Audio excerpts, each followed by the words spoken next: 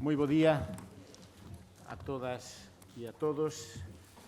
Benvidos, é un prazer recibilos aquí na Universidade, en Santiago de Compostela, para albergar esta conferencia sobre portugués, multilingüismo e ensino a distancia. Acompáñame en esta mesa presidencial para esta ceremonia inaugural o excelentísimo señor embaixador Armindo de Vito Fernández, director xeral da CPLP. Está don Jesús Gamallo Aller, director xeral de Relacións Exteriores e coa Unión Europea da Xunta de Galicia. Está tamén Rosario Álvarez Blanco, presidenta do Consello da Cultura Galega. Está o excelentísimo señor Víctor Ramallo, secretario xeral da Unión das Cidades Capitais da Lingua Portuguesa, e Rudecindo Soutelo, presidente da Academia Galega da Lingua Portuguesa. Grazas a todos eles por acompañarlos. Quero disculpar a inasistencia dunha representación do Ministerio de Asuntos Exteriores que tiña comprometido estar aquí, pero por circunstancias de última hora, como cambios de nomeamentos da persoa que, en principio, iba a acompañarnos hoxe, que pasou a ser nomeada embaixadora, non pode estar e, polo tanto, non temos, digamos, esa representación formal, pero sí temos o seu compromiso, o seu apoio a esta iniciativa e disculpamos esa inasistencia por esta causa xustificada.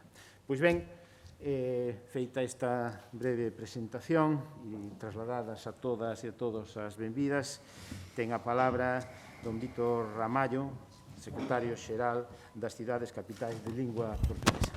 Muito obrigado. Antes de mais nada, queria agradecer o amável convite de estarmos aqui. Queria, antes de mais nada, agradecer o amável convite que nos foi feito para participarmos nesta sessão, que é uma sessão muito importante. Saudar, naturalmente, Dom António Lopes Dias, reitor desta universidade, tão antiga, com mais de 5 séculos de existência, e tão relevante em todos os domínios da ciência e da preparação futura de jovens estudantes, não apenas da Galiza, mas também de muitos outros que vêm aqui à Galiza para se prepararem para a vida. Queria também saudar Dona Rosário Alvarez, que é presidente do Conselho da Cultura, aqui da Galiza também, Dom Rudecindo Soutelo, presidente da Academia Galesa, Dom Armindo de Brito, diretor-geral da Comunidade dos Países de Língua Portuguesa, Dom Jesus Maria Allier, diretor-geral das Relações Exteriores e com a União Europeia da Galiza. Queria também dar as boas-vindas ao senhor responsável pela cultura da CPLP e também ao Dr. Rui Lourido, que é quem representa a UCLA na Comissão Temática da Promoção e Difusão da Língua Portuguesa dos Observadores Consultivos da CPLP. Antes de mais nada, desejaria dar conta do que é a União das Cidades Capitais de Língua Portuguesa e saudando todas as pessoas que estão aqui presentes, que representam várias instituições, quer de Portugal, quer da Galiza. A União das Cidades Capitais de Língua Portuguesa é a mais antiga instituição, depois da institucionalização da democracia em Portugal, que tem por objeto aprofundar as relações com as cidades dos países de língua portuguesa. Foi criada em 1965, 1985, portanto, tem mais de 36 anos, e neste momento nós representamos 55 cidades de todos os países de língua portuguesa. Significa isto que representamos cidades, obviamente, de Portugal, de Angola, do Brasil, de Cabo Verde, da Guiné-Bissau, de Santo Tomé e Príncipe, de Moçambique e de Timor. Portanto, são 55 cidades que a UCLA representa. Como representamos cidades, as relações de proximidade que se estabelecem entre os cidadãos que residem nestas cidades, através dos seus presidentes, é obviamente uma relação de grande proximidade. Como sabem, a CPLP, que está aqui tão bem representada pelo Sr. Diretor-Geral, representa países. Nós representamos cidades. O sistema que está instituído na UCLA é um sistema democrático, ou seja, todos os órgãos da União das Cidades Capitais de Língua Portuguesa são eleitos em Assembleia Geral de 2 em 2 anos. Eu próprio, secretário-geral, sou também eleito por essa Assembleia Geral. Para além das cidades de língua portuguesa, nós podemos representar nos termos estatutários aquelas cidades que, por razão linguística ou por razão de proximidade histórica, têm relação com a língua portuguesa. É o caso, por exemplo, da região administrativa especial de Macau, que, aliás, neste momento é quem preside a Comissão Executiva da UCLA. Isto porque em Macau o português é a língua oficial. Da mesmíssima maneira, Santiago de Compostela é também uma cidade associada da UCLA, por razões óbvias que têm a ver com o galaico-português e, portanto, também é uma cidade associada da UCLA. Há uma outra cidade também associada da UCLA, que é Olivença. Porquê? Porque, por razões históricas, justifica-se inteiramente e, hoje em dia, fruto desta globalização, as relações, obviamente, dos portugueses com os oliventinos são relações muito próximas, de muita amizade. Dá-se até a circunstância dos oliventinos que têm ascendência portuguesa poderem ter dupla nacionalidade, como presumo que muitos de vós sabem, e os próprios oliventinos já têm uma significativa percentagem de pessoas que são portuguesas e simultaneamente espanholas. Esta é, digamos, a estrutura da UCLA. Nós, em função do objetivo desta conferência, o que eu queria salientar é o seguinte: o povo português é realmente um povo afetivo, tem uma cultura universalista e tolerante, que é, aliás, uma marca de todos os povos de língua portuguesa. De tal forma é assim que os poetas mais marcantes da língua portuguesa, como Fernando Pessoa, como sabem, dizem que a nossa pátria é a língua portuguesa. E mais recentemente, Virgílio Ferreira disse, como numa poesia, que da nossa terra vê-se o mar. E é por isso que eu gostaria de vos chamar a atenção que todos os países de língua portuguesa fazem fronteira com o mar. Num mundo globalizado, onde mais de 95% das transações comerciais se fazem por mar, nós temos a noção do que seria se todos nós convergíssemos com um objetivo comum neste mundo global. Mundo este onde o português é das línguas mais importantes do mundo. Uns dizem que é a quinta, outros dizem que é a quarta, mas há uma certeza, é que é a primeira língua mais falada do Atlântico Sul, mercê das ex-colónias portuguesas, mas também das ex-colónias portuguesas que ficam no Atlântico, mas também do Brasil.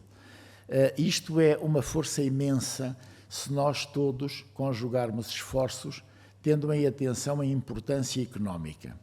A China, que é uma potência emergente à escala global, compreendeu isso como poucos países e considerou Macau, que é quem preside neste momento a União das Cidades Capitais de Língua Portuguesa, uma porta de abertura para o resto do mundo.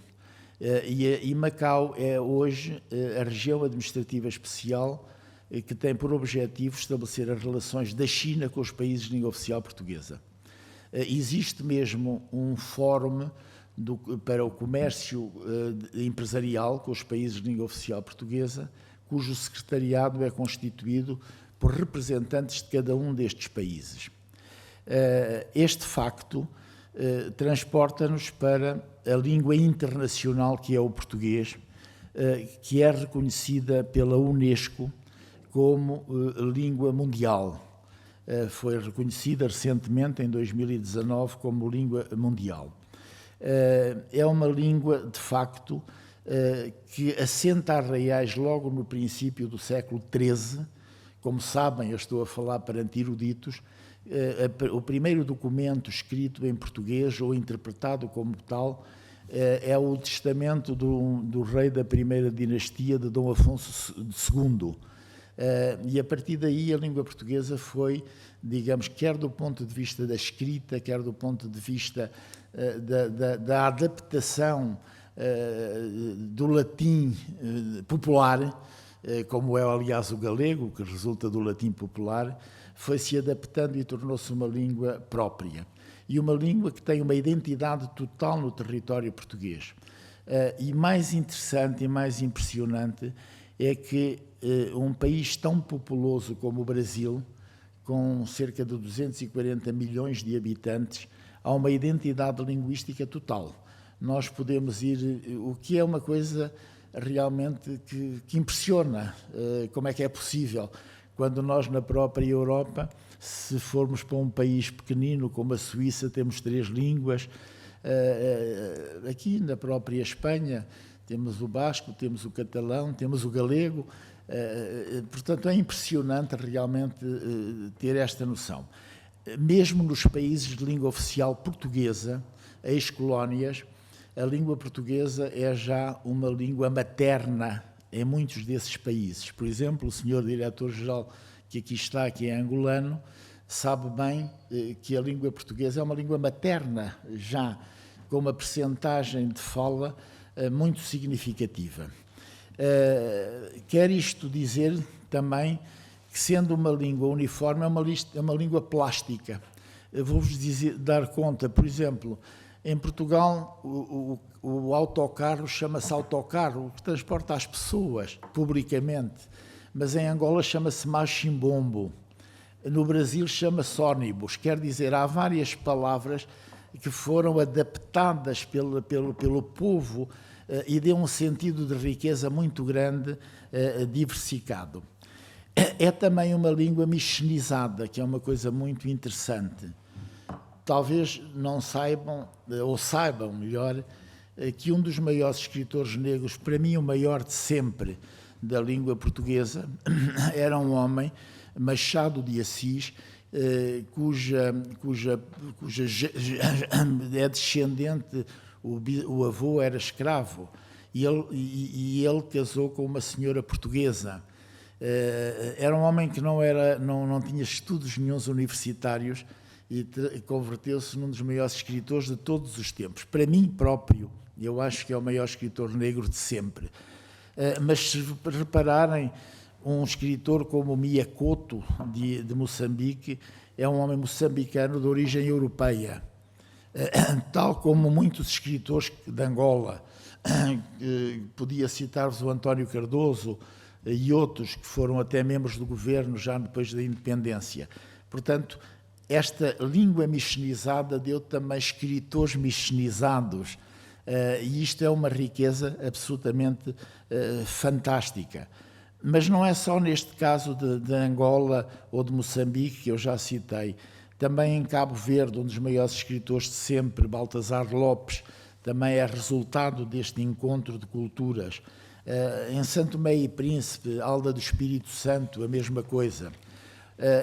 Ora bem, para não me alongar muito mais, isto resultou tudo de um encontro de culturas entre os nossos povos e mais tarde os nossos países, que deu esta singularidade de sermos e de estarmos no mundo, E porque estou numa região onde se fala o galego e o castelhano, desculpem dizer-vos isto com tanta franqueza, nós temos que ter a noção da dimensão que podemos ter no mundo se quisermos.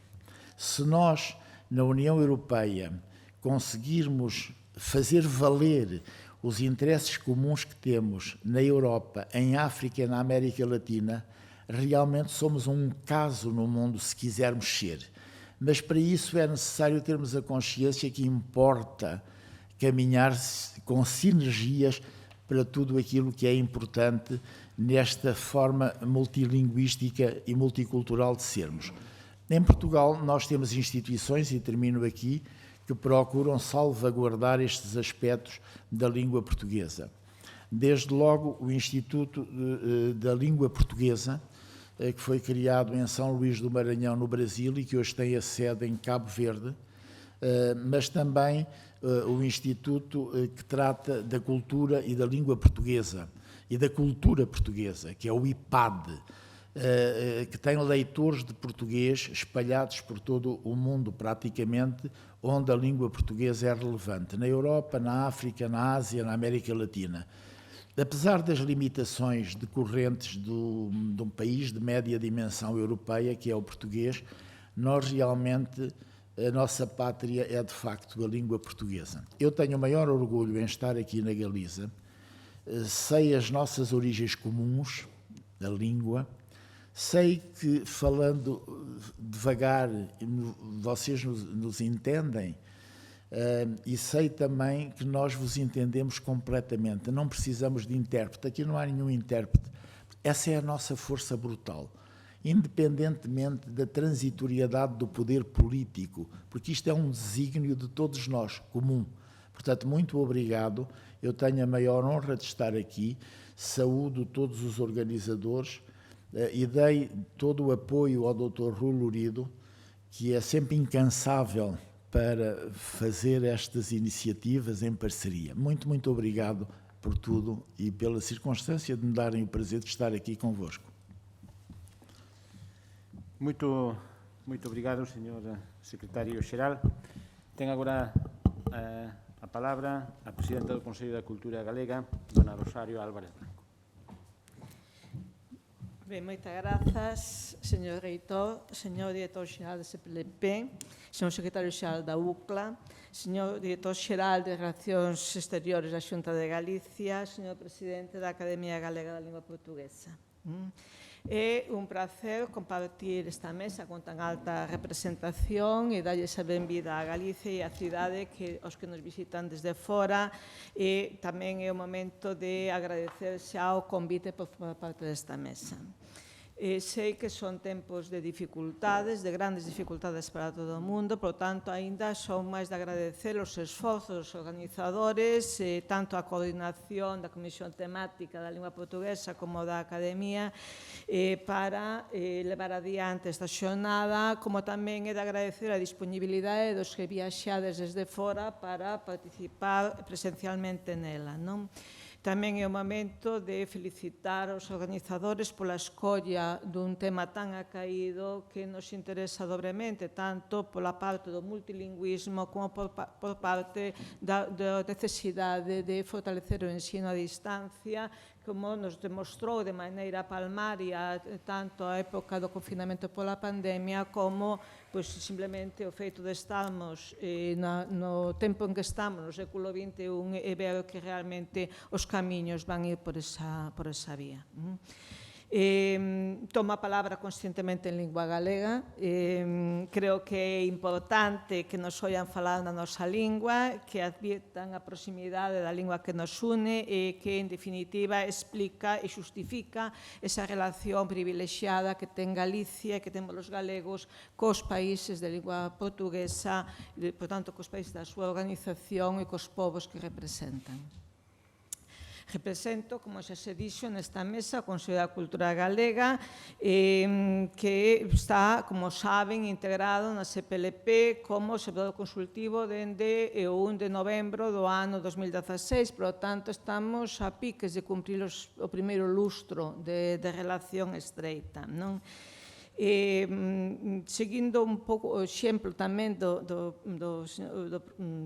secretario xeral da UCLA, quixera expoñer brevemente cal é realmente o sentido e o obxectivo do Consello da Cultura Galega, que é un órgano creado polo Estatuto da Autonomía, seguindo o mandato do Estatuto da Autonomía, como saliento o máximo órgano de asesoramento e consulta en materia cultural dos poderes públicos da comunidade autónoma, e que ten entre as súas misións a de fomentar a cultura galega e, por tanto, tamén a lingua que leva implícita dentro e fora de Galicia.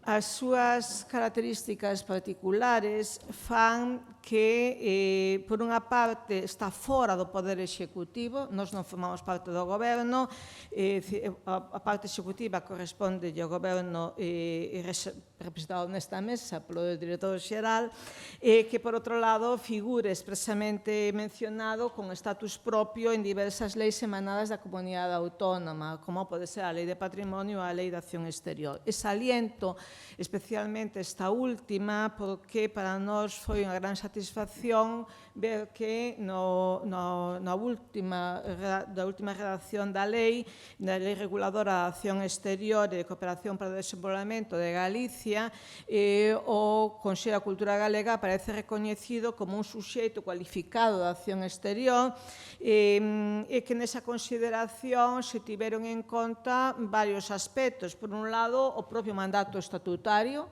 en materia de cultura, a transterritorialidade do pobo galego, de iso tamén, creo que tamén as institucións que están representadas nesta mesa saben ben o que significa ter un pobo transterritorial e que, de feito, dá lugar a esa mistura a que acaba de aludir o secretario xeral da UCLA, a capacidade do Consello para suscribir acordos nos marcos dos fines da lei, e tamén saliento moi especialmente que no punto 5º da disposición adicional primeira se establece, e leo textualmente, o seguinte: o Consello da Cultura Galega asesorará as entidades públicas galegas mencionadas nesta lei no referido a relacións coa comunidade de países de lingua portuguesa, mantendo a interlocución técnica precisa con este organismo internacional e coas entidades correspondentes desa comunidade de países ou dos seus Estados membros.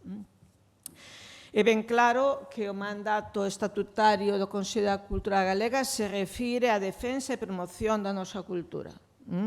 Pero ante isto, creo que é necesario facer algunhas aclaracións importantes dentro desta representación.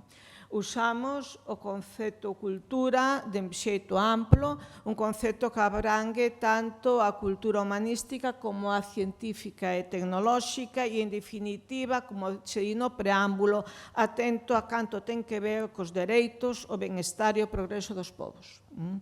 Por iso estamos concernidos non só polas artes, sino polo pensamento, as identidades, o patrimonio, a divulgación científica, os conflitos sociais, a educación, etc.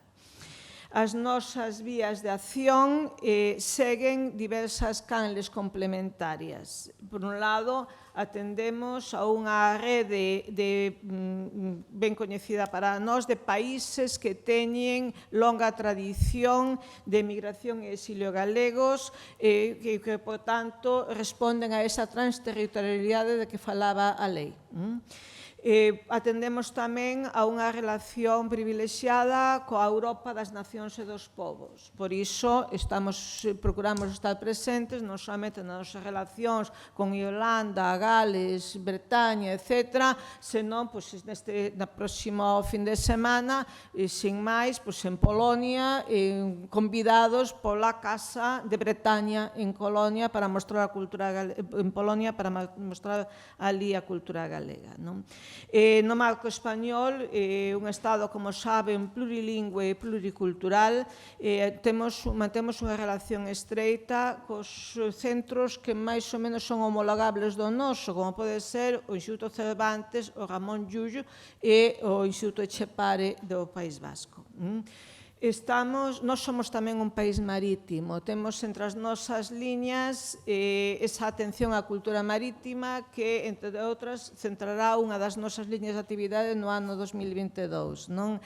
Alegroume escoitar a mención tamén, porque creo que hai moita semellanza niso entre galegos e portugueses, non? E, ao fin e ao cabo, como acabamos de escoitar, tamén esta comunidade está formada por países aos que os portugueses chegaron por vía marítima, igual que os galegos chegamos a todos os mares do mundo, non? Somos un país atlántico, pero non só. Estamos ligados ao mundo a través dunha cultura marítima ancestral. Temos moito interese en fomentar a presenza da cultura galega e a relación da cultura galega con todas as capitais culturais do mundo, e nese sentido estamos moi interesados en reforzar tamén esa relación a través da UCLA e, por tanto, fago un chamamento a unha maior participación nese sentido. Algunhas xa imos tendo, pero gustaríanos reforzala. E, por suposto, na nosa programación hai sempre unha liña de atención especial dedicada aos países de lingua portuguesa, que ata agora se concretou sobre todo en Portugal e no Brasil. Tiñamos previsto que neste bienio que acaba para o ano que ven, cuadrienio que acaba para o ano que ven, reforzar máis a liña de cooperación noutros países. Singularmente tiñamos posto a atención en primeiro lugar en Cabo Verde, por razóns de relacións entre Galicia e Cabo Verde, que sería, que non é agora o momento de explicar, pero que poden estar na mente de moitos vostedes, tanto pola presencia de caboverdianos en Galicia como pola presencia de Galicia na cultura de Cabo Verde, pero pensamos retomala a partir do ano 22, unha vez que vexamos superados finalmente os problemas da pandemia, non? Concebimos a nosa acción como intercambio e cooperación, e retomo que dixen antes, o noso mandato é coa lingua e a cultura galega, pero somos conscientes de que esa difusión da lingua e a cultura galega só se pode facer en forma de intercambio, por lo tanto, o que facemos realmente é unha ponte, unha canle de comunicación entre os países de expresión portuguesa e Galicia, e aquelas redes en que nós colaboramos dentro da cultura española e europea ou de outros lugares en que nós estamos presentes e podemos colaborar, non? Remato xa agradecendo de novo o convite e a participar nesta mesa, a ocasión de poder facer este ofrecemento persoalmente. Rogo ao director xeral da CPLP que o transmita xunto cos meus cumprimentos ao secretario executivo, e rogo a todos os presentes que o transmitan ás respectivas organizacións. Moitas grazas. Moitas grazas, presidenta. Ten agora a palabra don Rudecindo Soutelo, presidente da Academia Galega da Lingua Portuguesa. Excelentísimo reitor da Universidade de Santiago, doutor Antonio López Díaz, director xeral das Relacións Exteriores e con a Unión Europea, Jesús María Gamallo Ayer, director xeral da CPLP en representación do secretario executivo, embaixador Armindo de Brito Fernández, presidente do Consello da Cultura Galega, doutora Rosario Álvarez, secretario xeral da Unión das Cidades Capitais da Lingua Portuguesa, doutor Vítor Ramallo, caros colegas da Comisión Temática de Promoción e Difusión da Lingua Portuguesa, caros colegas académicos e representantes das asociacións culturais e cívicas presentes, miñas señoras e meus señores. Permítame, en primeiro lugar, agradecer o acollimento que desde o primeiro momento recebeu na Comisión Temática da Promoción e Difusión da Lingua Portuguesa a realización desta conferencia que pode ser considerada unha continuidade da que teve lugar o 11 de outubro de 2019, justamente a 2 anos neste mesmo edificio. E tamén o apoio que desde a primeira proposta presentada nos brindou o Goberno Autónomo da Galiza ao patrocinar esta conferencia por medio da Dirección Xeral de Relacións Exteriores e con a Unión Europea, ben como a colaboración da Universidade de Santiago personalizada no seu reitor aquí presente. Tamén non posso deixar de citar as asociacións apoiantes e representadas a GAL, Fundación Mendiño, Rede Galabra e Cátedra UNESCO en Políticas Lingüísticas para o Multilingüismo. A pandemia que a todos nos afectou e que agora comezamos a ultrapasar, non mudou o noso ánimo de facer parte da comunidade lusófona.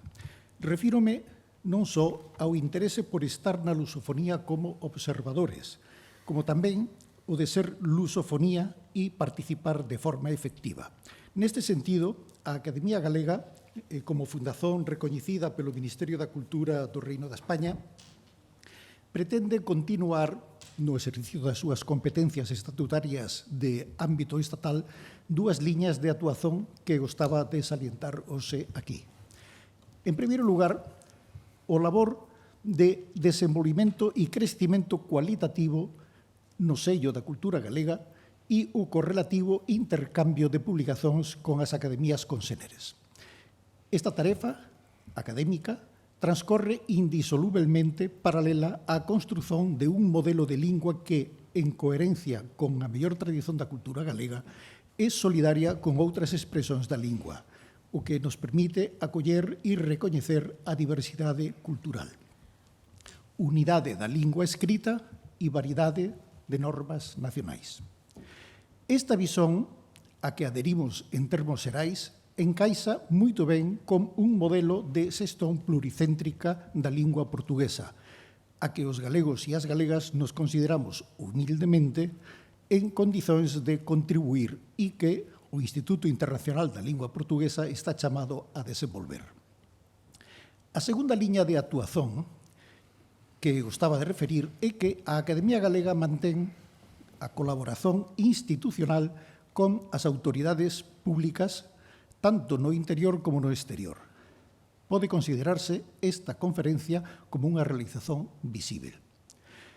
Colaboración que é habitualmente discreta pela súa natureza, baseada na lealdade institucional no cuadro da Lei Paz Andrade, norma legal que axudamos a redixir e negociar en 2013 no intuito de lograr o maior nivel de acordo posible.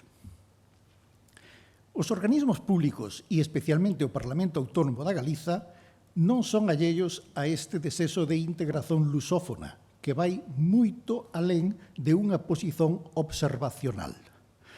Non poso deixar de referir que a forza deste proceso surse da sociedade civil galega que promoveu a Lei para o aproveitamento da lingua portuguesa e vínculos con a lusofonía de marzo de 2014, a chamada Lei Paz Andrade. E non poso deixar de lamentar o incumprimento do compromiso de desenvolvimento legislativo e da aplicación efectiva no terreno. Aos 7 anos da súa aprobación, aínda está moito por facer. A cuestión da admisión da Galiza esteve sazonalmente presente na lista de asuntos da CPLP. No inicio, protagonizada por Manuel Fraga, anos máis tarde por Emilio Pérez Touriño, tamén na altura da creación do Instituto Internacional da Lingua Portuguesa, cando unha representante do Ministerio da Cultura do Brasil mantivera un encontro con o presidente da Comisión Galega do Acordo Ortográfico, Xosé Luís Fontenla, pedindo opinión e dando como facto que a Galiza estaría dentro. Presentemente, o presidente Alberto Núñez Feixóo procurou dar continuidade a esa tarefa para a adhesión a este organismo internacional. A admisión de España en suyo do ano en curso, como observadora asociada, mudou o plano inicial, apresentando agora algunhas incógnitas que é preciso despexar, responder e concretizar. Para resolver estas cuestións, ficamos ao dispor, onde podermos ser úteis, reiterando o noso compromiso de continuar traballando pela naturalización, ou, mellor dito, voltar a naturalizar o portugués da Galiza. Sexan todos benvindos. Moitas grazas, presidente. Corresponde agora ao embaixador Armando de Brito Fernández, director xeral da CPLP, a palabra.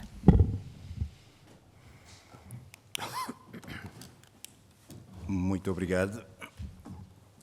Eu começo por saudar todos os presentes e dizer-vos que é com muito gosto que a CPLP participa nesta cerimónia, nesta conferência.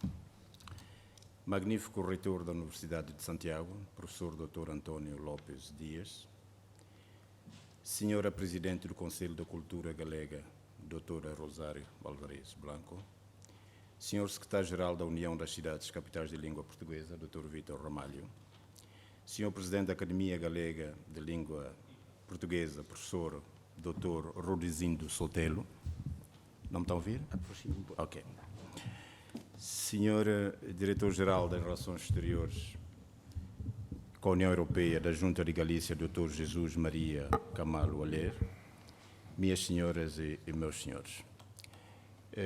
Gostava também de corrigir uma referência que o Dr. Vítor Ramalho fez a meu respeito, e faço isso para que o meu colega, diretor da Ação Cultural e Língua Portuguesa, não leve a mal. Eu não sou angolano, eu sou de São Tomé e Príncipe, que é o país mais pequeno, da CPLP. Angolano é justamente o meu colega, Dr. João Ima Pazos.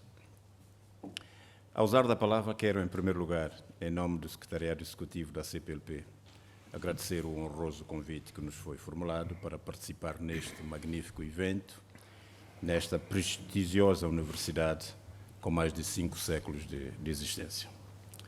Em segundo lugar, quero agradecer às autoridades da Galiza pela hospitalidade que nos têm reservado desde a nossa chegada até agora, que revela bem a forma amiga e calorosa como temos sido tratados durante a nossa estadia.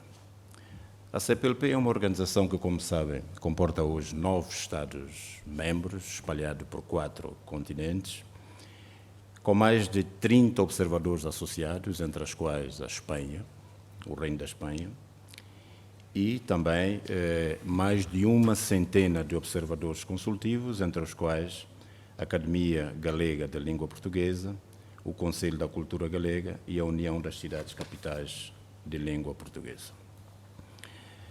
Ela junta-se hoje a esta conferência sobre o português, multilinguismo e ensino à distância, para transmitir uma mensagem de incentivo à Comissão Temática e Promoção e Difusão da Língua Portuguesa, dos observadores consultivos da CPLP e Academia Galega da Língua Portuguesa, não só pela realização deste evento, mas também pelo trabalho exemplar que vem sendo desenvolvido na promoção da língua comum e da cultura dos povos que a falam, quer nos Estados-membros da CPLP, quer em países terceiros e quer ainda junto das nossas diásporas.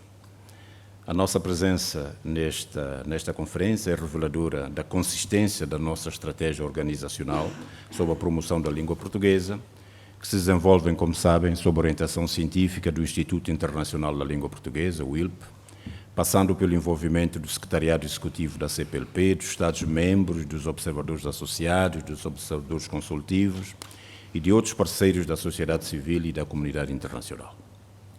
Em linha com a Agenda 2030 do Desenvolvimento Sustentável das Nações Unidas, aposta no estabelecimento de parcerias institucionais sólidas e a vários níveis, tem sido encarada como um elemento estratégico indispensável para a prossecução da missão e objetivos da nossa organização. Com a aprovação da atribuição do Estatuto de Observador Consultivo da CPLP a organizações da sociedade civil empenhadas nos objetivos prosseguidos pela CPLP, designadamente através do respectivo envolvimento em iniciativas relacionadas com ações específicas no âmbito da organização, pela 14ª reunião do Conselho de Ministros da CPLP, realizada em 2009 na cidade de Praia, e a consequente criação da Comissão Temática de Promoção e Difusão da Língua Portuguesa em 2013, a CPLP passou a contar com um grupo privilegiado de parceiros institucionais para a concretização de um dos seus objetivos centrais, a promoção e a difusão da língua portuguesa. Desde então, a nossa colaboração tem sido profícua e marcada pela promoção de vários eventos, de que são exemplo a realização em 2019 da Conferência Juventude, Diásporas e Mobilidade Académica, em Santiago de Compostela, do Mercado da Língua Portuguesa, em Cascais, e da Mostra de Cinema em Língua Portuguesa em Dili e Macau, realizados por aquela comissão temática. Mais recentemente, a 13 de abril último, no quadro do lançamento das comemorações deste ano, do dia 5 de maio, Dia da Língua Portuguesa Dia da Língua Portuguesa e da Cultura na CPLP, e por sugestão da UCLA, a instituição que detém a coordenação desta comissão temática, o Secretariado Executivo da CPLP acolheu a sessão de apresentação do seu programa do biênio 2021-2022, que permite descortinar a magnitude dos trabalhos realizados e a realizar pelo conjunto dos observadores consultivos da CPLP reunidos nesta comissão. Excelência, minhas senhoras e meus senhores. Esta conferência tem o mérito de trazer para o debate 2 temas de suma importância para a CPLP e para os demais e para os seus Estados-membros: o multilinguismo e o ensino à distância. Desde a sua constituição em 1996, que a construção de um espaço multicultural esteve sempre presente no ideário de base da CPLP. Assim, desde a sua gênese, o multiculturalismo e o multilinguismo desenvolvem-se a partir de uma construção social assente no respeito entre os diferentes povos que a constituem e numa visão compartilhada de desenvolvimento humano e social. Com a criação da CPLP, concretiza-se o sonho de construção de uma comunidade de países e povos com hábitos e costumes diferentes, mas que partilham a língua portuguesa como elemento identitário em comum, através da qual expressam a irmandade, promovem a amizade e a cooperação em todos os domínios. A CPLP afirma-se, neste sentido e à luz dos seus estatutos, como um lugar de promoção da paz, da solidariedade e da democracia, no qual se fomenta a partilha de princípios e valores comuns para o desenvolvimento dos povos. A geografia da língua portuguesa, que se estende por vários continentes, faz dela naturalmente um espaço de exaltação do multiculturalismo e do multilinguismo, em cujo ambiente se promove a inter-relação de várias culturas e línguas e se observam fatores de integração e de enriquecimento mútuo a partir de trocas culturais. Em linha com a Declaração Universal sobre a Diversidade Cultural da Unesco, que reconhece as múltiplas culturas como uma herança comum da humanidade, a importância do multiculturalismo na CPLP, além de iluminar as suas bases fundacionais, encontra-se refletida nos seus principais instrumentos de orientação estratégica. No que diz respeito à promoção e difusão da língua portuguesa, numa clara alusão ao multiculturalismo e às estratégias globais, destacam a sua dimensão universal e pluricêntrica, criando-se assim uma base para a promoção de uma convivência pacífica no seio da nossa vasta comunidade. Relembro, no entanto, que as estratégias globais de promoção e difusão da língua portuguesa encontram-se plasmadas nos Planos de Ação de Brasília, de 2010, de Lisboa, de 2013, de Dili, 2016 e Praia, 2021, os quais, em conjunto, fixam os usos sociais preferenciais a associar ao idioma comum, em que se destacam as propostas relativas ao domínio do ensino e formação em língua portuguesa em contextos multilingües, tema que, coincidentemente, nos ocupa nesta conferência. Espera-se, assim, que o debate sobre este tema se concretize como um momento de partilha de experiências sobre as políticas institucionais de promoção e difusão da língua portuguesa neste domínio e, como tal, espera-se que a abordagem do assunto integre a análise das opções que os Estados-membros da CPLP desenvolvam dentro dos seus respectivos territórios nacionais, com os que se destinam ao ensino da língua portuguesa e a grupos de imigrantes ou grupos etnolinguísticos cuja língua materna não é a portuguesa. No domínio da educação, a cooperação visa, entre outros objetivos, fomentar o interconhecimento através da promoção do conhecimento das realidades históricas e culturais próprias de cada Estado-membro, incentivando a produção de materiais didáticos e a discussão entre professores e alunos na criação de um ambiente que favoreça a integração das diferenças e assim propicie o surgimento de sentimentos de tolerância e de justiça. Com o eclodir da pandemia da Covid-19 no ano passado, aumentaram as dificuldades de acesso universal ao ensino presencial, transferindo-se parte da sua pressão para o ensino à distância.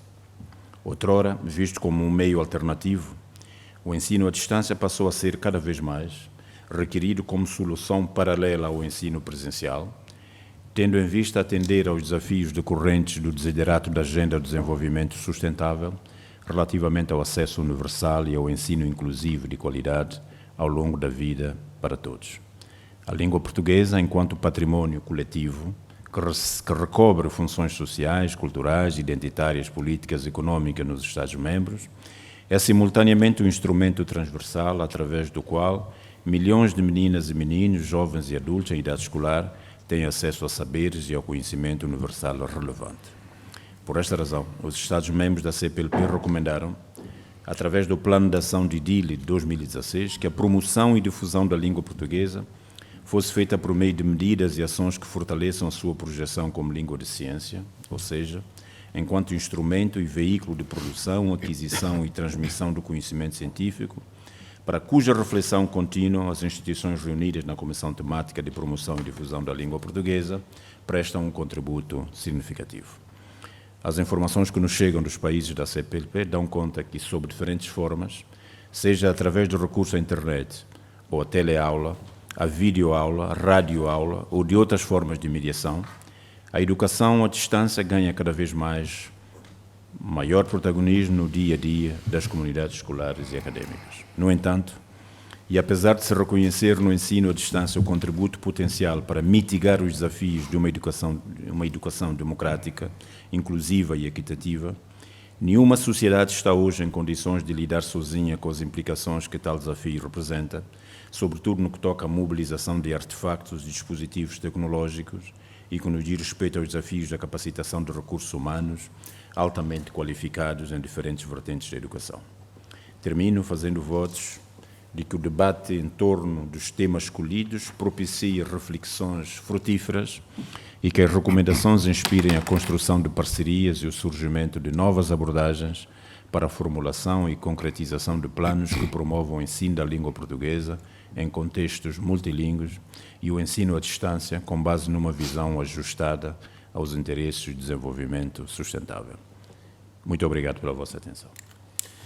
Muito obrigado, Señor Diretor-Xeral. Ten agora a palabra o Diretor-Xeral de Relacións Exteriores e coa Unión Europea da Xunta de Galicia, don Jesús Gamallo. Moitas grazas, Reitor, señora Presidenta do Consello da Cultura Galega, señor Presidente da Academia Galega de Lingua Portuguesa. Gostaría un cumprimento especial ao Secretario Xeral da UCLA e, naturalmente, o embaixador de Brito Fernández, Director Xeral da CPLP. Eu, en primeiro lugar, gostaría agradecer á Academia Galega da Lingua Portuguesa o seu convite para participar nesta sesión hoxe. Decía o seu presidente que fai 2 anos aquí estábamos, nesta mesma sala, é verdade. Despois, en estes 2 anos, pasaron algunhas cousas. Non só pasou, por sorte para todos, a pandemia que sufrimos, mas pasaron algunhas cousas de interés, algunha delas xa foi referida nesta sesión. O principal é que España, o Goberno de España, acadou o Estatuto de Observador Asociado na CPLP. Eu voume referir con algunha precisión a esta cuestión. Foi un parto bastante longo. Non vou remontarme tanto como Rudesindo fixo fai un pouco tempo, pero sí foi un parto longo porque foi froito de algunhas reunións que tivemos primeiro coa Academia, no meu despacho, e despois cos representantes do Ministerio de Asuntos Exteriores, Unión Europea e Cooperación en Madrid, e cos representantes da propia CPLP en Lisboa. Froito de todo isto, pedíronnos facer, o Goberno español pedíronnos facer ou axudarlles a facer o plan de acción e o plan de actividades que a CPLP requería para acabar o Estatuto de Observador Asociado. E nós pusémonos a traballar nesa cuestión. Collimos os estatutos da CPLP e vimos o artigo 3 que fala dos obxectivos principais, os obxectivos fundamentais da organización, para ver como o intercambio de consultas políticas e diplomáticas e falar cunha sola voz en foros internacionais, como a cooperación en moitos ámbitos, a educación, a cultura, a sanidade, os aspectos sociais, como a promoción e a difusión da lingua portuguesa estaban no frontispicio das actividades que cumpría desenvolver no ámbito da CPLP. E así o fixemos. Dende o punto de vista do armazón, digamos, institucional, nós non tiñamos ningún problema. España e Portugal, evidentemente, levan máis de 3 séculos de convivencia pacífica. A entrada dos 2 estados ibéricos nas entonces comunidades europeas significou un avance moi importante na cooperación entre os 2 estados. Aí está o Tratado de Amizade e Cooperación. Nós, como galegos, tivemos unha relación de séculos tamén con Portugal. a propia Comunidade de Traballo Transfronteiriza é a máis antiga da Península Ibérica, unha das máis antigas de Europa, é de 1991. E, ademais, tiñamos toda unha capacidade legislativa sin parangón nas fronteiras españolas e sin parangón en moitos ámbitos de relacionamento con Portugal e, por extensión, coa lusofonía. Estou a referir a unha lei de aproveitamento da lingua portuguesa e a lusofonía, aquí tamén foi referido, a Lei Paz Andrade, a Lei 1 de 2014. Estou a referir a unha estrategia galega de acción exterior onde a lusofonía forma parte principal das prioridades de acción exterior galega. Estou a referir a unha lei de acción exterior e cooperación e desenvolvemento deste ano, do ano 21, onde ten un título enteiro, o título 4, dedicado a Portugal e a lusofonía. Por tanto, este é a bagaxe, digamos, a armazón legislativo e institucional que nos tentamos desenvolver agora con traballo concreto e efectivo dentro da CPLP e coa axuda de todas as entidades que forman parte desta organización. Dentro da cooperación en distintos ámbitos, máis alá dos proxectos de cooperación transfronteiriza que financiamos há moito tempo cos cartos europeos, cos fondos europeos, en innovación, en cooperación empresarial, en respeto ao ambiente, protección de riscos, en capacidade institucional, máis alá de todo isto, máis alá dos asuntos puramente lingüísticos, un compañero meu penso que vai a rematar esta sesión e, por lo tanto, o secretario xeral de Política Lingüística poderá dar máis datos sobre isto, pero avanzouse tamén moito no ensino do portugués, na ESO, no ensino secundario obligatorio, no bacharelato, nas escolas de idiomas. Máis alá de todo isto, a nosa capacidade foi xa contrastada no ámbito da universidade ou da cultura. Aí está o programa Jacobus, que está xestionado pola Agrupación Europea de Cooperación Territorial, Galicia Norte de Portugal, por lo tanto tamén pola Xunta e pola Comisión de Coordinación e Desenvolvemento da Rexión Norte, un programa que vai xa pola súa 8ª edición, que é de mobilidade entre profesores, entre estudantes do segundo ciclo, entre persoal de administración e servicios das universidades, dos centros tecnolóxicos da Eurorrexión, dos centros de biomedicina, que agora tamén se estende ao Jacobus Papers, é dicir, a capacidade de publicacións en revistas especializadas de prestixio dos profesores das distintas universidades da Eurorrexión para aumentar o ranking das universidades, o Jacobus das patentes, agora tamén, e, por lo tanto, é un programa que eu calificaría de éxito dentro do ámbito da universidade e da cultura. Tamén está Nortear, o meu compañeiro Xosé Lago vai falar despois deste programa de achegamento cultural entre Norte de Portugal e Galicia, e hai outros moitos exemplos, non só con Portugal, sino con moitos países da lusofonía que xa están dando froitos. Estou a referir un convenio xeral que ten asinado a Xunta con Cabo Verde para ser desplegado en moitos efectos. Me estou a referir dun convenio específico con Brasil para as pescas, con Cabo Verde tamén para as pescas, con Guinea-Bissau, con Mozambique. No eido da cooperación internacional ao desenvolvemento, dentro dos 11 estados prioritarios, moitos deles, naturalmente, de Centroamérica, Caribe e Sudamérica, pero en África só temos considerados os países da lusofonía. Por tanto, a nosa capacidade, a capacidade do sistema galego de cooperación ao desenvolvemento, a cooperación galega se desplega tamén nestes países con unha grande cantidade de proxectos.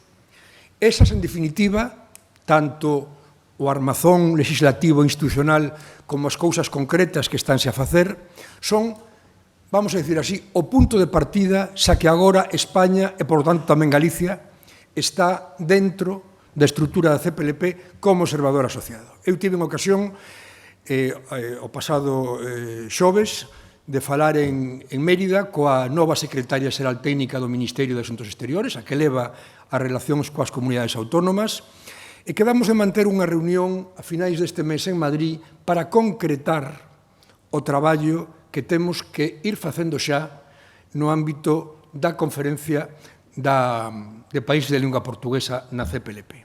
Por tanto, pronto imos ter novidades, importantes sobre esta cuestión. Quero, ademais, agradecer ao Goberno. A veces en política estas cousas non pasan, desgraciadamente, que cando España en xullo, en Luanda, se integrou na CPLP, nas súas notas de prensa sempre se referiu a que foi grazas ao esforzo e a petición e o traballo feito pola Xunta de Galicia. Por tanto, é un agradecemento que gustaríame facer. O futuro está aí. A lei galega fala dun observatorio da lusofonía, fala dunha casa da lusofonía.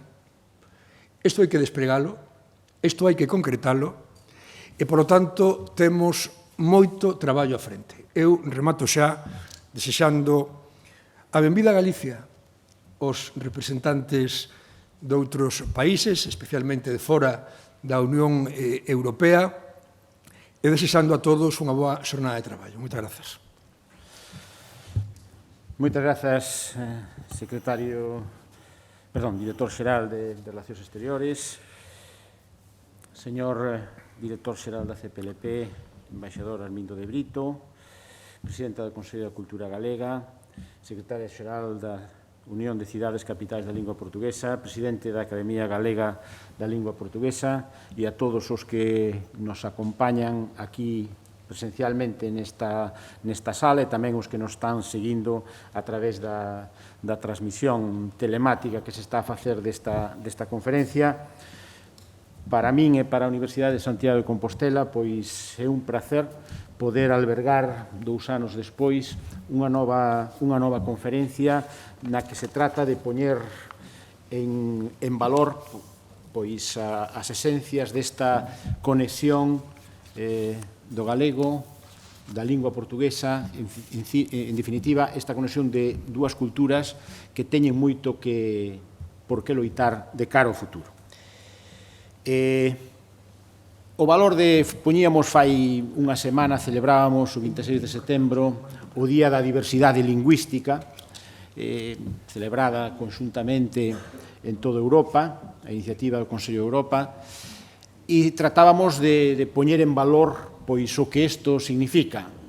Poderíase pensar inicialmente que o feito de ter que convivir diversas linguas, pois se pensamos solo en medios de comunicación, pois podería ser unha consecuencia desa maldición bíblica da Torre de Babel. Pero, máis alá desta dificultade que pode introducir a convivencia de diversas linguas desde o punto de vista comunicativo, non cabe dúbida que a pluralidade lingüística, a diversidade lingüística, ten un efecto absolutamente enriquecedor dende o punto de vista cultural.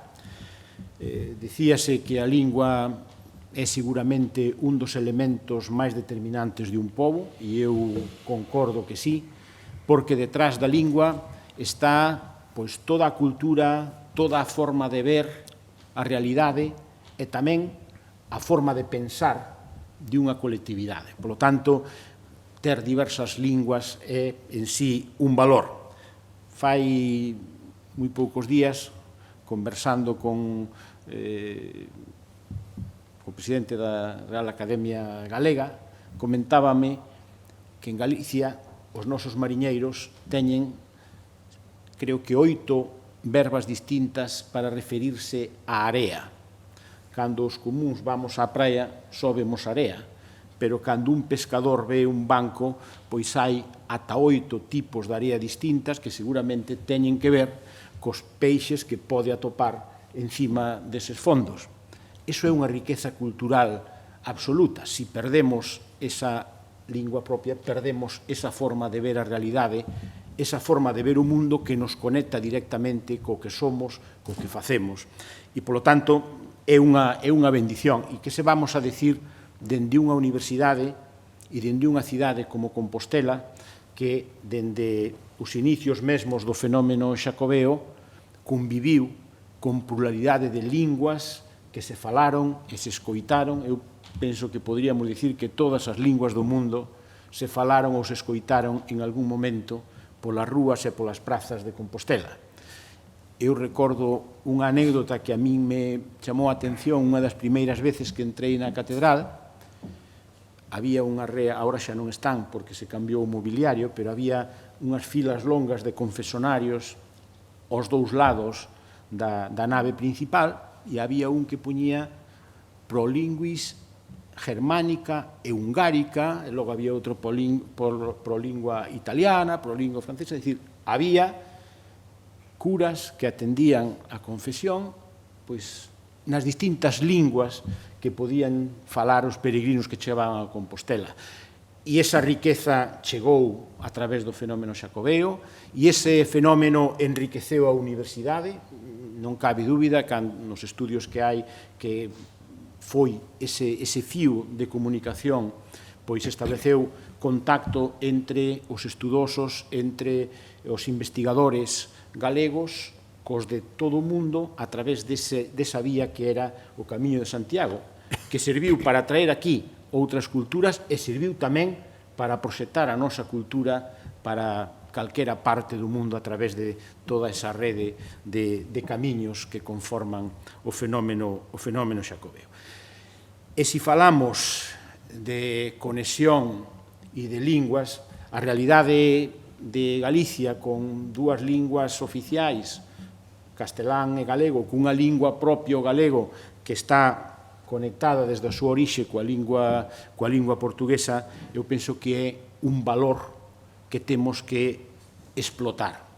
Acaba de expresarse aquí pois todo o camiño que se ten seguido, as iniciativas que se teñen posto en marcha. Eu, por mencionar algunhas máis, dende o ámbito universitario, pois temos unha conferencia de rectores de universidades do suroeste de Europa que abarcan fundamentalmente a metade norte de Portugal e a metade norte de España, pero que hai un predominio moi claro entre o norte de Portugal e as universidades da Galicia, a que se suman tamén outras de Asturias, Cantabria e Castela León.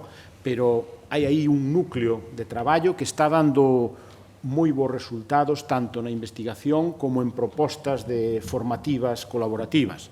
Temos un programa que vai arrancar no vindeiro curso de títulos ofertados conxuntamente polas universidades de Galicia e as universidades do norte de Portugal, fundamentalmente a Universidade do Porto, a Universidade Trás-os-Montes e Alto Douro e a Universidade do Miño, que vamos a pôr en marcha programas de mestrado, programas de doutoramento conxuntos, completando esa iniciativa, como a do programa Jacobus, que aquí tamén xa foi mencionado, e xurdido todo isto ao abeiro das fórmulas de cooperación entre os dous povos de Portugal e Galicia. E temos que facer máis aínda.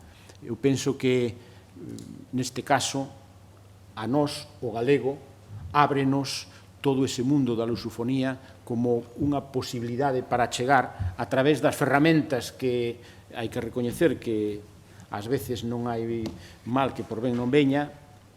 Toda esta pandemia nos deu un salto, nos permitiu dar un salto adiante nas novas tecnoloxías que nos permiten comunicarnos a distancia que en outras circunstancias seguramente nos levaría 5, 6 ou 10 anos. Temos unhas ferramentas enormes, temos unha capacidade para chegar e aquí temos o privilexio de poder utilizar tanto o castelán, que sería a terceira lingua máis falada en internet, e o portugués que podemos falar se é a cuarta ou a quinta, pero sexa a cuarta ou sexa a quinta abre un futuro de máis de 270 millóns de persoas que a usan e a falan, que é, dende logo, un valor, un tesoro incalculable. Esas posibilidades temos que utilizalas.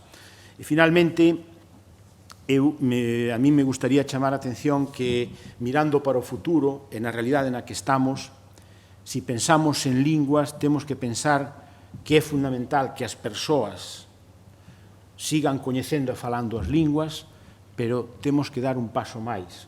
No mundo no que estamos é fundamental, vai ser fundamental, que as máquinas entendan e falen as linguas. E refírome á posta a disposición das linguas de todas as ferramentas tecnolóxicas que poden permitir desde traducción automática, xeneración automática de voz, que vai a ser o que se vai a estar demandando. E eu penso que en moi pouco tempo vamos a ter dúas categorías de linguas, aquelas que están colocadas no mundo das novas tecnoloxías, dispoñendo de todas as ferramentas que permiten estas solucións, e aquelas outras que non poidan acceder a eso. Iso é unha peza clave.